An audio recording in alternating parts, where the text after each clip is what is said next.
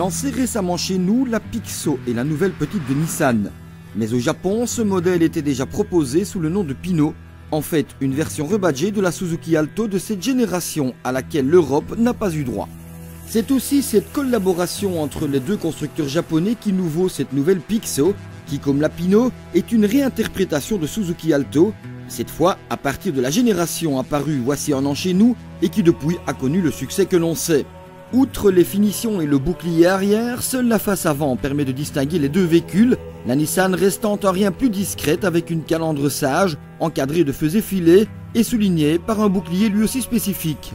La ligne de base des vitres latérales marque une cassure en partie arrière, ce qui confère à la Pixo une silhouette de 3 portes, alors qu'elle n'est précisément disponible qu'en 5 portes.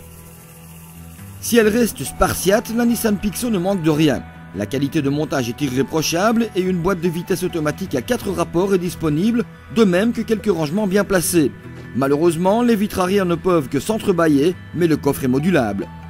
Avant de prendre la route, le premier bilan est donc plutôt positif. Franchement, la qualité de finition est à la hauteur, il n'y a aucun détail qui cloche. Je trouve que cette petite Nissan Pixo est très bien finie. C'est Suzuki qui est le maître d'œuvre de ce modèle, plus précisément son partenaire indien Maruti qui en assure la production. Techniquement, cette petite voiture qui demeure finalement assez spartiate se dote d'un moteur déjà connu, le 3 cylindres de 1 litre déjà utilisé par la Suzuki Splash. Une mécanique qui fournit 65 chevaux dans une sonorité tout à fait sympathique et qui se montre très vive. Agréable à l'oreille, agréable à l'usage, elle est aussi respectueuse de l'environnement, puisqu'avec 103 grammes de CO2 rejetés par kilomètre, la Nissan Pixo affiche la meilleure valeur pour un moteur à essence de sa catégorie. Sur route, la Pixo s'en sort avec les honneurs, mais il est évident que son terrain de prédilection reste la ville, où la vivacité de son moteur et l'agilité de ce véhicule de 3,56 m font merveille. Si nous ne sommes pas spécialement des adeptes de la boîte automatique, nous devons de reconnaître que celle prévue ici colle bien à la philosophie urbaine et cool du véhicule. Par ailleurs, soulignons que si 3 finitions sont proposées chez Suzuki, Nissan se limite à 2, tout en se faisant un devoir de soigner ses tarifications, sensiblement plus abordables que chez Suzuki.